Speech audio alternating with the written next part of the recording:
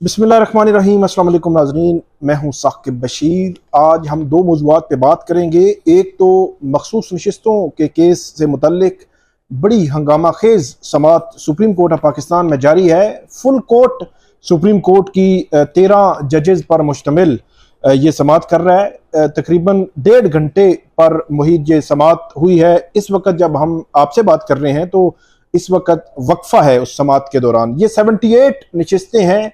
पिछली वीडियोज में मैं आपको बता चुका हूं कि 78 नशिस्तें अगर जो हुक्मरान इत्तेहाद है या पीटीआई के अलावा बाकी पॉलिटिकल पार्टीज को मिलती हैं तो उनके पास एक तो 2/3 अक्सरियत आएगी और आइंदा मुस्तकबिल का मंजरनामा जो पाकिस्तान की पॉलिटिक्स है उसका तब्दील होता हुआ नजर आएगा। आईनी तरामीम भी होती हुई आपको नजर आएंगी। वो कौन कौन सी होंगी उनके वाले से कुछ कहना अभी कबल अज़ वक्त है, लेकिन बहुत जो तब्दीली आएगी। आज की जो समात थी 1.5 घंटा की समात में 3-4 एस्पेक्ट्स सामने आए जिस पे बात की गई। एक तो हम इस पे बात करेंगे और दूसरा जो आज़ाद कश्मीर के शहरी हैं ख्वाजा खुर्शीद, उनकी लापता होने के बाद मामला इस्लामाबाद हाई कोर्ट के सामने आया था और आज उनका पता चल गया है। उसके हवाले से भी आपको आगाह करेंगे। सबसे पहले शुरू करते हैं मखसूस नशिस्तों के केस से मुतल्लिक। ये 78 नशिस्तें हैं। पहले इलेक्शन कमीशन ऑफ पाकिस्तान ने पीटीआई की दरखास्त खारिज की थी। तमाम नशिस्तें बाकी सियासी जमातों में बांट दी थी। फिर यह मामला पेशावर हाई कोर्ट गया। पेशावर हाई कोर्ट ने भी पीटीआई की दरखास्त खारिज की। इलेक्शन कमीशन का फैसला बरकरार रखा। फिर मामला सुप्रीम कोर्ट आया। सुप्रीम कोर्ट के जस्टिस मंसूर अली शाह की सरबराही में 3 मेंबर बेंच था, जस्टिस अतर मिनल्ला और जस्टिस मोहम्मद अली मजहर। उन्होंने मिड मई में ये समात की और जो पेशावर हाई कोर्ट का फैसला मुअत्तल कर दिया। दूसरे लफ्जों में 78 ये जो मखसूस नशिस्तों की हामिल जो खवातीन और माइनॉरिटीज की सीटें थी इनको मुअत्तल कर दिया। ये किसी किस्म की कानून साजी में जो है वो हिस्सा नहीं ले सकते टिल फर्दर ऑर्डर, जब तक के इस केस का फैसला नहीं हो जाता। यह मामला फिर 13 मेंबर बेंच लार्जर बेंच की तरफ गया और सुप्रीम कोर्ट ने इस पे फुल कोर्ट तश्कील दी। जो अवेलेबल जो जजेस थे इस वक्त सुप्रीम कोर्ट में 13 जजेस ये केस सुन रहे हैं। जो जस्टिस मुसर्रत हिलाली हैं वो बीमारी की वजह से इसमें शामिल नहीं है और नए जजेस की अभी नोटिफिकेशन नहीं हुआ। आज की जो समात थी उसमें 3-4 पहलू थे। एक तो चीफ जस्टिस काजी फाइज ईसा ने जो नजरसानी की पीटीआई की दरखास्त थी उसके हवाले से लाइल्मी का इजहार किया। ये बहुत ही गैर मामूली जो है वो मुझे लगा है, क्योंकि कोई भी फ्रीक जब पिटिशन फाइल करता है किसी भी अदालत में, वो लोअर कोर्ट हो, वो हाई कोर्ट हो, वो सुप्रीम कोर्ट हो, तो जो मुतलका रजिस्ट्रार है वो मुतलका जो चीफ जस्टिस है उनके नोटिस में लाते हैं और खास तौर पर जो हाई प्रोफाइल केसेस होते हैं उनका तो हर सूरत जो है वो नोटिस में लाया जाता है। बाकी आम केसेस का भी लाया जाता है। हैरान कुन तौर पर चीफ जस्टिस काजी फाइज ईसा ने आज लाइल्मी का इजहार किया कि 13 जनवरी को जो फैसला आया था, आज चीफ जस्टिस 24 जून 2024 को ये कह रहे हैं कि उनको इस हवाले से मालूम नहीं कि पीटीआई ने बल्ले के निशान के केस के फैसले के खिलाफ नजरसानी की दरखास्त जो है वो दायर कर रखी है। ये मामला कुछ यूं बना कि चीफ जस्टिस काजी फाइज ईसा उस बल्ले के निशान के केस के हवाले से वजाहत दे रहे थे कि उनका फैसला क्यों दुरुस्त है और बार बार ये वजाहत दे रहे थे। इससे कबल गुज़श्ता जो समात थी उस समात के दौरान भी चीफ जस्टिस जो है उन्होंने इस वजाहत जो है वो दी, जिस पर जस्टिस अतर मिनल्ला ने ये याद भी करवाया था कि नजरसानी क्योंकि सुप्रीम कोर्ट में पेंडिंग है, ज़ेरे इल्तवा है, तो इसलिए ज़ेरे इल्तवा मुकदमे के हवाले से बात ना की जाए तो बेहतर है। और चीफ जस्टिस ने आज फिर वजाहत दी तो इस पर फैसल सिद्दीकी जो सुन्नी इत्तेहाद काउंसिल के वकील हैं उन्होंने अदालत के सामने यह पॉइंट रखा कि क्योंकि इस केस का रिव्यू पेंडिंग है इसलिए मैं इस पे बात नहीं करूंगा। तो उस पर चीफ जस्टिस ने रिएक्शन दिया कि उनको तो इस हवाले से मालूम नहीं है कब दायर हुई है ये नजरसानी।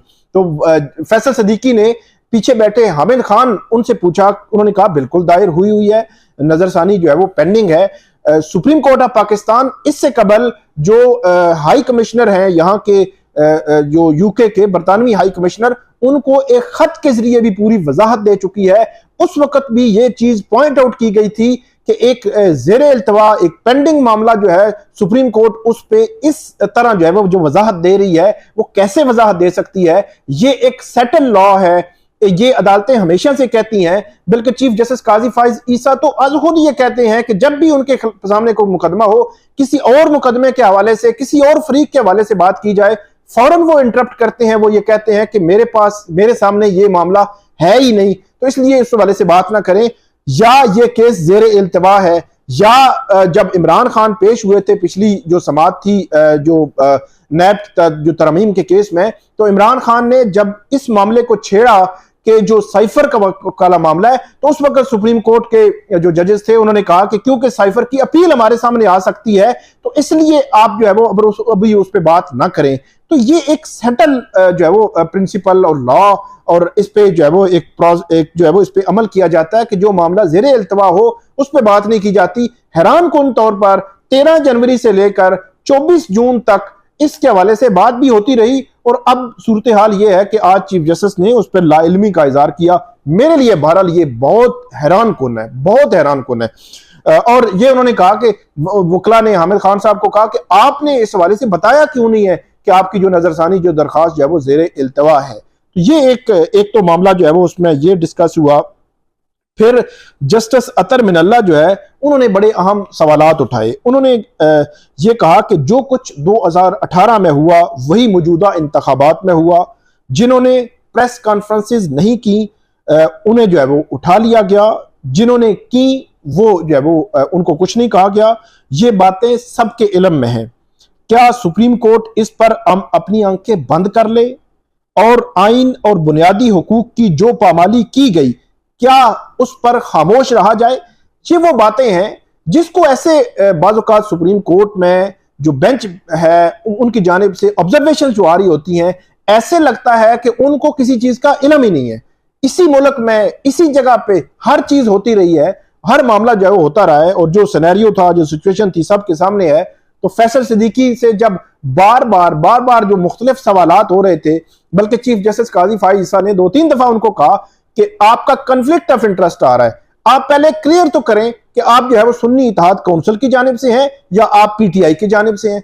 अब मसला यह है कि बंदा ये सवाल करे कि सुन्नी इत्तेहाद काउंसिल ने इलेक्शन नहीं लड़ा, एक गैर मामूली हालात, गैर मामूली सिचुएशन में, एक आप अर्जेंसी आप उसको कहें, या कोई रास्ता नहीं था, तो उसकी वजह से उन्होंने सुन्नी इत्तेहाद काउंसिल को ज्वाइन किया।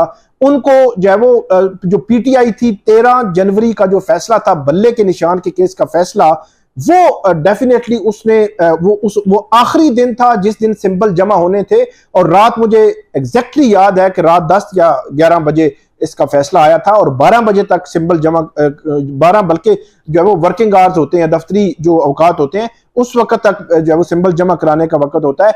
यही बात जो है वो आज फैसल सिद्दीकी ने भी की। उन्होंने फिर कहा कि 22 जनवरी तक जो मखसूस नशिस्तों का जमा कराने का मामला था, तो उस वक्त तक भी फैसला नहीं हुआ। तो एक गैर मामूली सूरत हाल थी। जस्टिस मुनीब अख्तर ने भी कहा कि ये गैर मामूली सूरत हाल थी, ये आप इसको इस तरह नहीं कह सकते कि एक रूटीन का मामला था, एक रूटीन का मैटर था, और उसको आप जो है वो आगे लेकर जो है वो चल सकते हैं।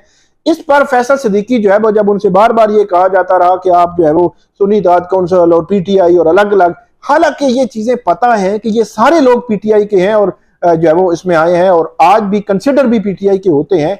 तो उन्होंने फिर ये एक जो है वो जुमला और ये शेर पढ़ा। उन्होंने कहा कि हम आह भी करते हैं तो हो जाते हैं बदनाम, वो कत्ल भी करते हैं तो चर्चा नहीं होता। यही बात इससे कबल जब 6 जजेस के खत का जो खत के हवाले से तमाम हाई कोर्ट से सुप्रीम कोर्ट ने जब तजावीज मांगी थी, तो जो बलोचिस्तान हाई कोर्ट है वहां का जो खत था, उस खत के आखिर में भी ये जुमला लिखा हुआ था कि हम आह भी करते हैं तो हो जाते हैं बदनाम, वो कत्ल भी करते हैं तो चर्चा नहीं होता। इस खत इस शेर के पीछे बहुत तवील कहानी अगर जो है वो समझी जाए तो इसके पीछे जो है वो तवील एक कहानी जो है वो मौजूद है। फिर इस पर जस्टिस अतर मिनल्ला जो है उन्होंने ये भी कहा कि लेवल प्लेइंग फील्ड न मिलने का कहा गया। और यहाँ पर जस्टिस जमाल खान मंदोखेल ने कहा कि वो मामला हमारे पास नहीं है। चीफ जस्टिस ने कहा कि जब जरूरत होती है तो हमारे पास आ जाते हैं। और फिर उन्होंने जो वजाहत की जो पीटीआई के इलेक्शन न करवाने की, कि इमरान खान वज़ीर आज़म थे, उनकी पॉलिटिकल पार्टी को यह कहा गया कि वो इलेक्शन करवाएं, इलेक्शन कमीशन ने उनको बार बार कहा, 1 साल का टाइम दिया, उन्होंने इलेक्शन नहीं करवाए। तो ये वजाहत दे रहे थे जब इंटरप्ट किया फैसल सिद्दीकी ने कि ये मामला आपके सामने ज़ेरे इल्तिवा है। फिर चीफ जस्टिस ने यह भी कहा कि मिन्नत समाजत की गई कि इलेक्शन कमीशन की जानिब से कि पीटीआई इंट्रा पार्टी इलेक्शन करवाए। उस वक्त इमरान खान वज़ीर आज़म थे। और उसके बाद चीफ जस्टिस ने कहा कि जब हम वोटर की बात कर रहे हैं तो 8.5 लाख पीटीआई के मेंबरान थे, उनका हक किधर जाता। बुनियादी तौर पर वो 13 जनवरी के अपने फैसले को डिफेंड कर रहे थे, सबके सामने जो डिफेंड कर रहे थे। और एक बात उन्होंने और भी की, जो चीफ जस्टिस हैं उनकी जानिब से, वो भी बड़ी इंपॉर्टेंट थी। उन्होंने कहा कि पीटीआई के जो उम्मीदवारों ने आजाद होकर क्या खुदकुशी की है, और आजाद उम्मीदवार पीटीआई में रह जाते तो आज कोई मसला ना होता। मेरा यह ख्याल है कि वो अगर पीटीआई में भी रह जाते फिर भी मसला ही मसला होता, फिर ये कहा जाता कि आप किसी और पॉलिटिकल पार्टी में क्यों नहीं गए। तो ये इश्यूज डेफिनेटली ये होने ही थे, ये नजर भी आ रहे थे। इस पर जस्टिस मुनीब अख्तर जो है उनकी जानिब से एक रिमार्क्स आए कि इलेक्शन कमीशन ने पीटीआई उम्मीदवारों को सुप्रीम कोर्ट फैसले के सबब आजाद उम्मीदवार करार दिया। ये तो खतरनाक जो है वो तशरीह की है। इलेक्शन कमीशन ने जो इसमें बुनियादी जो पॉइंट था कि 13 जनवरी का जो फैसला था बल्ले के निशान के केस का, उस हवाले से जो तशरीह की इलेक्शन कमीशन ने, वो खतरनाक करार दी। यहां पे जो फैसल सिद्दीकी हैं उन्होंने एक पॉइंट रेज किया सुप्रीम कोर्ट के सामने। उन्होंने ये कहा कि जस्टिस मंसूर अली शाह, उन्होंने ये बात की थी, ऑब्जर्वेशन दी थी पिछली समातों में, कि अगर 90% लोग आजाद जो है वो जीत जाएं तो क्या जो 10% जो पॉलिटिकल पार्टी से होंगे उनमें बाकी नशिस्तें जो है वो बांट दी जाएंगी। तो यहां पर चीफ जस्टिस ने कहा कि जो आइन कहता है हमने वो करना है, हम उससे बाहर जो है वो नहीं जा सकते, क्योंकि जो अगर आइन से अगर कुछ करना है तो आइनी तरमीम कर लें, लेकिन हम आइन से जो है वो बाहर नहीं जा सकते। लेकिन ये एक बात जो है वो समझ नहीं आ रही कि अगर 90% लोग 200 जो है वो मेंबर जो है वो कौमी असम्बली वो अगर आजाद जीत जाएं तो बाकी आप जो है वो जो 10% हैं उसमें कैसे बांटेंगे। वो मुमकिन ही नहीं है, बांटना जो है मुमकिन ही नहीं है। जब एक रास्ता बंद हो रहा है तो उस रास्ता जो बंद हो रहा है उससे मुतल्लिक वजाहत होनी है कि वो किस तरफ ये चीज जाती है। फिर मखसूस नशिस्तों वाला जो मामला है वो सुन्नी इत्तेहाद काउंसिल को इस वजह से नहीं मिल रही कि वो उन्होंने इलेक्शन नहीं लड़ा, उन्होंने मखसूस नशिस्तों की वो लिस्टें जमा नहीं करवाई। लेकिन क्या बाकी पॉलिटिकल पार्टीज को मिल सकती हैं कि जिसकी 10 बनती थी उसको आप 20 दे दें, जिसकी 20 बनती थी उसको आप 30 दे दें? ये कैसे मुमकिन है? फिर जो खैबर पख्तूनख्वा में जो है JUIF है या दूसरी पॉलिटिकल पार्टीज हैं, वहां उनकी 3 नशिस्तें हैं, उनको मखसूस जो है वो 6 दे रहे हैं। मुतनासिब नुमाइंदगी तो ये होती है कि आपको अगर आपकी 20 हैं तो उसको आप पे 2 मिलेंगे या 3, जो उसका जो क्राइटेरिया है, जो उस पर जो है वो कुलिया लगता है, तो उसके मुताबिक तो 2 से अगर आपकी 3 नशिस्तें हैं उस पर आपको 5 कैसे मिलेंगी? तो ये गैर मामूली जो है वो सूरत हाल है। फिर एक और जो बात है वो बड़ी इंपॉर्टेंट है, वो भी मेरा ख्याल है सुप्रीम कोर्ट को देखनी चाहिए कि ये जो केस है एक अपनी नोयत का एक मुनफरिद केस है कि आज तक पार्लिमानी हिस्ट्री में ऐसा नहीं हुआ। हमेशा से ये होता रहा है कि 1 या 2 या 3 मखसूस नशिस्तें, उनमें कुछ कन्फ्लिक्ट आ गया, कोई चीज जो है वो कही गई, को बात हुई। ऐसा नहीं होता, बल्कि ऐसा पहली दफा हुआ है कि 78 नशिस्तों पर सवाल उठा है। फिर 78 नशिस्तें पब्लिक ने जिसको वोट दिया है उन्हीं को मिलनी चाहिए, उनसे बाहर मेरा ये ख्याल है कि उनसे बाहर जो है वो ये नहीं जा सकती और ना ही जो है वो जानी चाहिए। इस पर एक और जो बात की जो फैसल सिद्दीकी हैं, उन्होंने अदालत को कहा कि जो सेक्शन है 104 उसमें कहीं पे नहीं लिखा हुआ कि इलेक्शन कमीशन मखसूस नशिस्तों की जो लिस्टें हैं वो इलेक्शन से पहले लेगा। उन्होंने कहा कि ये इंटरनल एक प्रोसेस है, ये उनकी इंटरनली उन्होंने एक सेटअप किया हुआ है कि वो जो शेड्यूल देते हैं उसमें उन्होंने दिया हुआ है, वगरना ये सेक्शन 104 में कहीं जो है वो ये नहीं लिखा हुआ कि ये नशिस्तें जो है वो उनके पास जो है वो जाएंगी। फिर एक और जो बात पीटीआई के हवाले से की गई कि पीटीआई में जो लोग थे वो पीटीआई को ज्वाइन कर लेते और जो है वो आजाद हैसियत में ना जाते। फिर चीफ जस्टिस ने यह भी कहा कि आखिर में जब आज की जो समात में वक्फा होने से पहले, तो उन्होंने ये भी कहा कि जो सुन्नी इत्तेहाद कौंसिल अगर यहाँ पर आकर सुन्नी इत्तेहाद कौंसिल की तरफ से आप पेश हो रहे हैं, वो अगर आप कहें कि ये हमारे कैंडिडेट हैं और पीटीआई आकर कहे कि ये हमारे हैं, तो फिर क्या होगा। तो उस पर उन्होंने कहा कि सुन्नी इत्तेहाद कौंसिल को कोई एतराज नहीं होगा। तो जिस पर जस्टिस अमीनुद्दीन खान उन्होंने ये कहा कि इस पर तो आपने पूरा अपना जो आपके आर्गूमेंट्स थे वही आपने खत्म कर दिए। तो बुनियादी पॉइंट तो यही है कि वो मैंने आपको शुरू में बताया कि ये लोग पीटीआई के ही हैं, पीटीआई ही में ही रहना है, इमरान खान ही देख रहे हैं, वही पॉलिसी बना रहे हैं, उनकी पॉलिसी चल रही है, उनका जो वो कहते हैं वही हो रहा है। ये एक सेटअप, एक इंटरनल आप ये कह सकते हैं कि अरेंजमेंट है, एक आर्जी अरेंजमेंट है, टेम्परेरी अरेंजमेंट है जो पीटीआई ने किया हुआ है सुन्नी इत्तेहाद कौंसिल की सूरत में। तो ये एक सिनेरियो है। अब देखना ये है कि ये मामला जो है वो कहां पे जाकर रुकता है। अब चीफ जस्टिस ने यह भी कहा कि सियासत कहां पे हो रही है, प्रोसेस इलेक्शन कमीशन ने किसके साथ क्या किया ये हमने नहीं देखना, और हमने तो आइन को देखना है कि आइन क्या कहता है और आइन किस तरफ लेकर जाता है। और आइन फिर वही कहा आपको कि आइन तो वही कहता है कि 200 नशिस्तें आजाद जीत जाएं तो बाकी सब में जो है वो बांट दे। तो ये एक बंद रास्ता तो है कि आपने अगर पीटीआई या सुन्नी इत्तेहाद कौंसिल को नशिस्तें नहीं देनी तो बाकी पॉलिटिकल पार्टीज को देनी है। ये कहां पे लिखा हुआ है? ये एक बंद रास्ता तो है, लेकिन देखना यह है कि सुप्रीम कोर्ट इस बंद रास्ते से कैसे जो है वो निकलती है। दूसरा हमारा मौजू है आजाद कश्मीर के एक शहरी हैं ख्वाजा खुर्शीद। पिछले दिनों ईद से कबल उनकी ये खबर आई थी कि 6 जून को वो लापता हुए थे।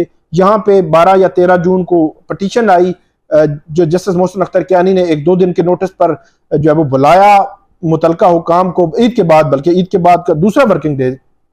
तो उन्होंने जवाब दिया कि FIA CTD उनके पास नहीं है, और उन्होंने फिर कहा कि सेक्टर कमांडर्स जो हैं ISI और MI के जो आज़ाद कश्मीर पिंडी और इस्लामाबाद के, वो अपने जो है जवाब जमा करवाएं अपने दस्तखत के साथ।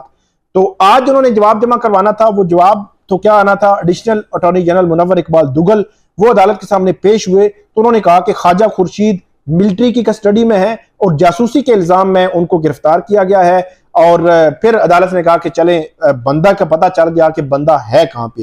फिर उन्होंने दरखास्त गुजार के वकला को कहा, बल्कि पूछा उनसे कि किस में है, तो उन्होंने जासूसी का बताया। तो दरखास्त गुजार के वकला को कहा कि अब आपके पास मुतलका फोरम्स मौजूद हैं, और अदालत ने कहा कि अब इसकी फर्दर जो है वो कानूनी कार्रवाई आगे बढ़ेगी जो लॉ में लिखा हुआ है उसके मुताबिक ही। और ये भी अदालत की जानिब से दरखास्त गुजार ने जब ये कहा कि हमें उसकी कॉपी दे दी जाए जिसमें जो इल्जामात उन पे लगे हैं, तो फिर अदालत ने कॉपी देने की भी हदायत की और इस दरखास्त को निपटा दिया। रिसेंट पास्ट में ये तीसरा वाकया है। आप अगले एक मंथ में अगर बात करें कि जस्टिस मोहसिन अख्तर कियानी, पहले अहमद फराद, उसके बाद एक प्लम्बर था वो भी इसी तरह लापता था, फिर पता चला CTD रावलपिंडी के मुकदमे में है, अहमद फराद जो है पता चला आजाद कश्मीर के मुकदमे में है, कुछ दिन गायब रहा। अब तीसरा ये ख्वाजा खुर्शीद है जिसके हवाले से ये पता चला है। तो 3 लापता अफराद थे, उनके वेयर अबाउट्स पता चल गए। मतलब जो CTD वाला, उसके खिलाफ CTD वाला मुकदमा है वो जमानत हो गई है, अहमद फराद के खिलाफ आजाद कश्मीर में मुकदमा था वहां जमानत हो गई है, और अब ये ख्वाजा खुर्शीद है वो मिलिट्री के कस्टडी में है। मिलिट्री कस्टडी में उनको अलग से वो कानूनी प्रोसेस होगा और उसके बाद वो आगे उसको बढ़ाएंगे और उसको जो है वो देखेंगे। तो ये आज के हमारे 2 टॉपिक्स थे। आपको आइंदा वीडियो में भी अपडेट करते रहेंगे, खासतौर पर मखसूस नशिस्तों का केस 2 दिन चलेगा, इसके हवाले से अपडेट आपको करते रहेंगे। आप हमें फीडबैक दीजिएगा। अल्लाह हाफिज।